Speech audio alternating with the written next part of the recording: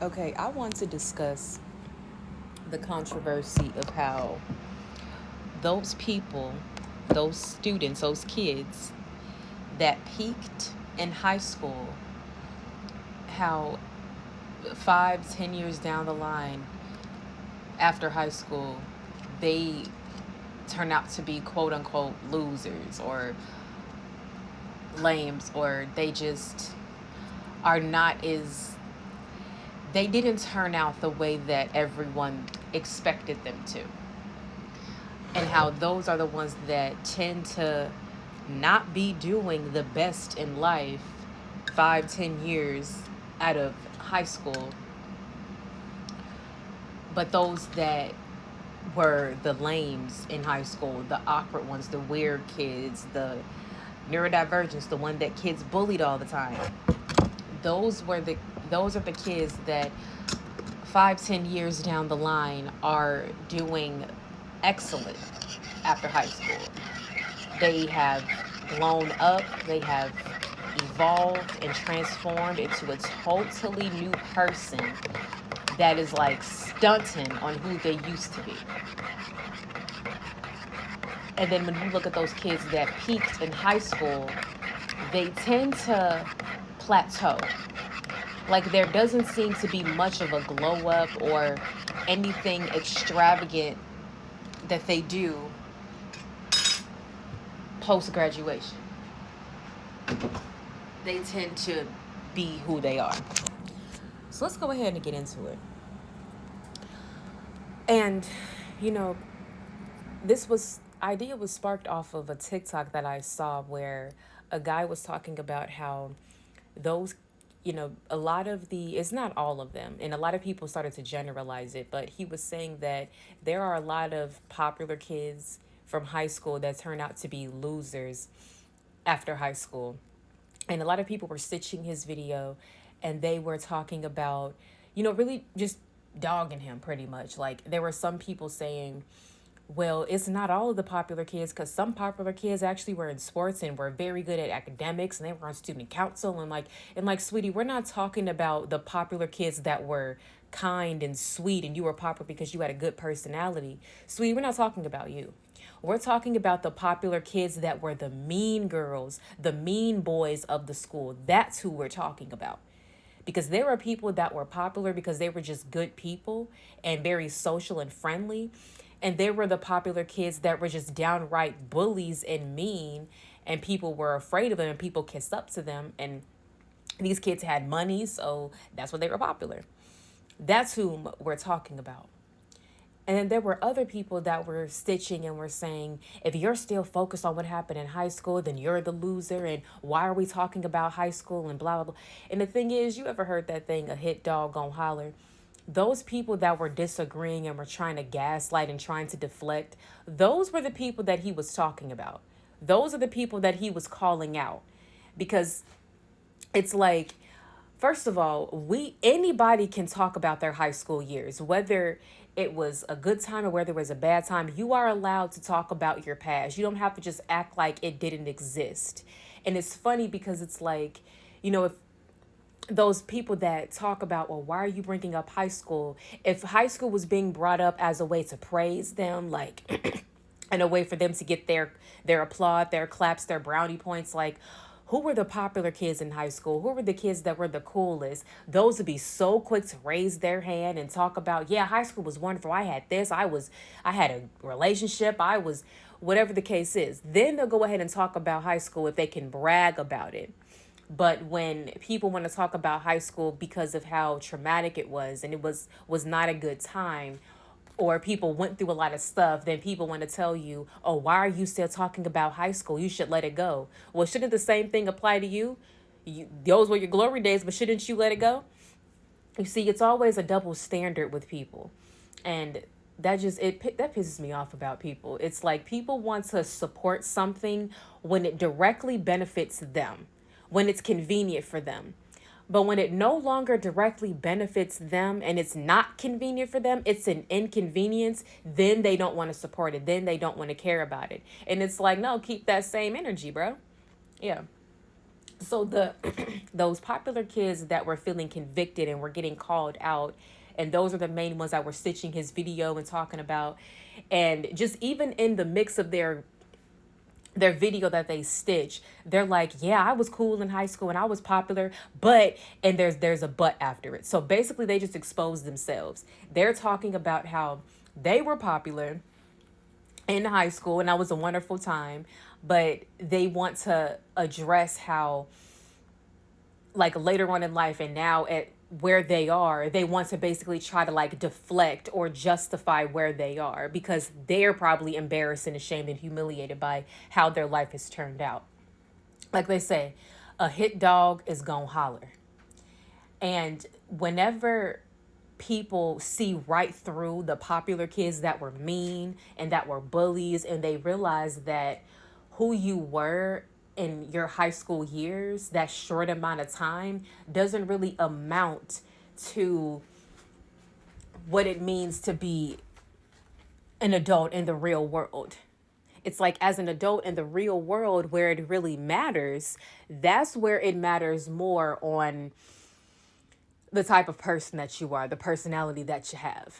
Because in high school, a lot of people, a lot of those popular kids that were mean, they just put on a facade and acted a certain way and they played a certain role because they just desperately wanted other people to like them. And if other people liked them, then they would feel like they were more likable, or they would feel like that would suffice for that child to like themselves. But the thing is, it's like, it doesn't matter how many people like you. If you don't like yourself at the end of the day, then it doesn't matter if you have the whole entire school liking you. If you don't like yourself, it's not enough. So a lot of those popular kids that were mean, they did certain things and played a certain role, and just bounced from friend to friend group because they just desperately wanted everybody to like them, because deep down, they didn't even like themselves. So they had to put on this facade. They had to play this role because people liking them and having external validation and having others' approval was a huge, like, it was a huge boost to their ego. They were more so operating out of the ego than operating out of the soul. And a lot of those popular kids post high school, like, because they don't have that relationship that they can flaunt around, or they don't feel like they run the hallways and they actually have to be in the real world, and when things really matter, and they're around other people that are not going to put up with bullying and passive aggressiveness and just meanness, and people are actually going to stand up to them and defend themselves against them, they're going to realize that they're not as strong as they thought they were. They're really a coward that picked on people that couldn't defend themselves. But trying that attitude in the real world is not going to fly. So they're realizing that the personality that they've created worked in that environment, but it's not going to work in the real world. People relied so much on having a lot of friends and having a relationship and being involved in all these other things that brought them that external validation. And now that they have to have their value attached to who they are and their personality and their moral character, instead of just other things externally that is attached to them, they're now realizing how lost they are, lost in a sauce, because they don't have anything to attach to that's going to bring them cool points. They now, if you want to be cool, you got to be a cool person. And a cool person is a genuine person, not a fake person that is being super friendly, but is just deep down not a genuine person. And another thing is that a lot of people have woken up to realize that a lot of those popular kids that were mean really were just fake. They were the fakest people you ever met. They were not very genuine. Like, they may smile in your face and be, oh, hi, how are you? Hey. But it just seems very fake. It just seems very forced. And it's just like, a lot of those people were just very, very fake. And when they had to be real and come out into the real world and be real, they couldn't do that because they don't have a real personality that they can, attach themselves to. So a lot of this goes to show that if you were a lame or an awkward kid in high school, you have so many years to redeem yourself and to become a better person, because eventually you're going to stunt on yourself from high school and stunt on all those popular kids in high school that picked on you and bullied you, because you actually focused on your own soul development. You did your own soul searching. While those people peaked in high school and they really didn't have much else to go from because they allowed their egos. So, continuing, those kids that peaked in high school were more so focused on satisfying their ego than they were fulfilling their soul. Because a lot of those kids were neurotypicals. A lot of them, they understood the social game and they were able to play that game very well. And by them being able to play the game very well, they didn't develop much of a personality in order to navigate in the best possible way. Personally, they just wanted to be the best player, not the best person.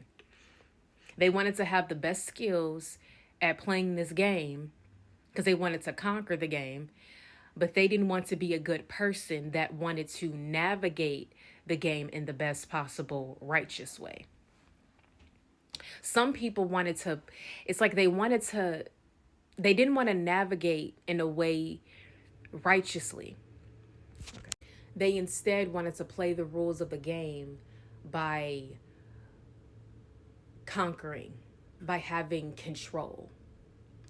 Those popular kids, they ultimately just wanted control over all of their circumstances. They wanted control over their friendships, their friend groups. They wanted control over their relationships. They just desperately wanted control because if they could control it, they can have it the way that they wanted it to be for themselves so that they can have the best experience that they want, even if it is at the expense of other people. They didn't care about other people's feelings. They didn't care about how other people were going to feel and how they would be affected by their actions. These popular kids were the users, the abusers. They took advantage of people. They were only in situations to serve themselves. So this looks like this looked like that popular kid that peaked in high school that you were friends with, that you probably fell off with them throughout your high school year. Like that relationship that friendship didn't even last like more than 2 years, But what happened is that friendship, they had you around as like their sidekick, as like their flunky, as like their second banana, as the person that they could control and do favors for them and just be at their beck and call. Or if they needed something, they can call you up and you can supply that for them. But they were not here because they actually wanted to be your friend and say, talk on the phone with you, get to know you as a person. And they didn't like value your time and your energy. They didn't like to spend quality time with you. They didn't really enjoy your company because they only wanted your company around when it directly benefited them. So these were not the types of friends that would say, hey, let's go to the mall and let's just go browse around and just have fun with each other, just talk, or hey, let's go catch a movie together. Hey, let's go out to eat. It was never anything like that because these are the types of friends that they didn't really want to be seen with you in public. They didn't really want to be seen with you as, oh, this is my friend, because they felt embarrassed to be your friend. They felt embarrassed that you were someone that they had around. So they breadcrumbed you and did whatever they could to keep the friendship alive, but they weren't a real, genuine friend to you. They allowed you to be a genuine friend to them, but they were never really reciprocating.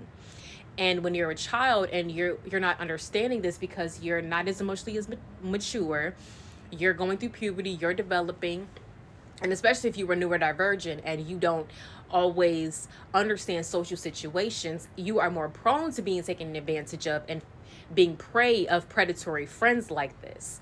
But this is to know that you did the right thing in the friendship. I mean, you may have done some things wrong and you can take accountability for that, but you were the genuine one in the friendship. They were not there to be genuine. They were there to gain supply. And that's why they were friends with you, because they felt like they could control you in some type of way. They wanted to control the type of friends that they had. Like, this is the friend that I go to when I don't have anybody else to talk to. When I'm bored and I have nobody else, then I go to this friend. But other than that, I have other people that I can go be around. They want to control. These are the types of friends where they will go into a friend group and they will try to be like the ringleader of that friend group, try to gain control. Like, they want to be cool and buddy buddy with every single person and be a chameleon, just be like them, just so that everyone can like them, everyone can praise them. They just have to be a certain person and adapt to their surroundings just so that they can garner that trust from those people and just pretty much rule that whole friend group, be in control of everybody. Because if they're in control of different relationships and friendships with other people, they can control the whole friend group. They want to be like that ringleader. And really, it's like this person is not genuine with any of them. They just want to have that control. They just want to feel like they have a bunch of people wrapped up under their finger. They just want to feel as if they can have anything that they want. And even if they step on other people, it doesn't matter. They will get whatever they want so that they can have that control. Because having control over a group of people, it just gives them that ego boost. It gives them that supply. And a lot of these people had narcissistic tendencies. And then you have those people where they get into relationships with someone, whether they get a boyfriend, whether they get a girlfriend. And in this relationship, they are wanting so much control over the relationship. Like, these are the ones where they're constantly wanting you to, constantly wanting to be served, and they constantly want to receive and receive. They just constantly wanting their partner to just constantly give to them, constantly asking for favors, constantly asking for things because they just want to be in control. And they stay in these relationships just to flaunt, just to give themselves an ego boost, just to be like, I'm off limits. You can't really date me because I have this one person right here that is my boyfriend or my girlfriend, or you see this a lot with girls, but it's like that one girl who has that boyfriend. She keeps that boyfriend all throughout high school because it gives her a sense of like a safety net. Because by her having a relationship and her having a partner, having a boyfriend, she can control that boyfriend to do whatever she wants him to do while she's able to just be who she needs to be in the high school world. And a lot of times you'll see that she's using that boyfriend. She's taking advantage of him. She's stringing him along. She loves what he does for her. She loves that he is constantly catering to her and constantly giving to her. She loves that she gets whatever it is that she wants because she has this. She loves that she gets to be this princess that just has him taking care of her and doing everything for her. But she doesn't genuinely really love him. She just loves the idea of him. She loves what he does for her, not necessarily himself. And he is blind to this. He doesn't see this. She does whatever she needs to do in the relationship. If she has to have sex with him, she'll have sex with him. If she has to do this, she'll do that. Whatever it is that she needs to do to keep the relationship going, she will do so because it's all about control. And when you have these kids that peak in high school, all they want is control so that they can control their high school experience. And when a person desperately wants control, it's because they cannot handle the opposite effects of losing control. They won't be able to handle not having a relationship and having to deal with the burden of being single and being ridiculed and not having anybody and being lonely. They don't want to have to, or even just like the feelings of inadequacy. They don't want to have to deal with that energy. So they want to stay in a relationship to control what they don't have to experience. Because if they can control what they do experience, they can control what they don't have to experience that is a part of life. They're trying to basically like cheat their way through life, move around life in such a sly, slick, sinister snake way so that they don't have to experience the true like atrocities in life, catastrophes in life, and just inevitable mistakes and issues and traumas and pain that people are going to run into in life because it's life. They want to control their friendships so that they don't have to deal with other friendships controlling them. They're not in friendships to be genuine. They're in friendships to be in control. And you notice that once these people leave high school, all of those friends that they were people they were friends with don't even talk to them anymore, not even friends with them anymore. They don't even hang out with each other. They don't even call each other, text each other, nothing. Because it was all a show. It was all a facade. They were only friends because they were in the same building and they were in friends for the high school world. But after high school, they dropped those friends like a dime. So yeah.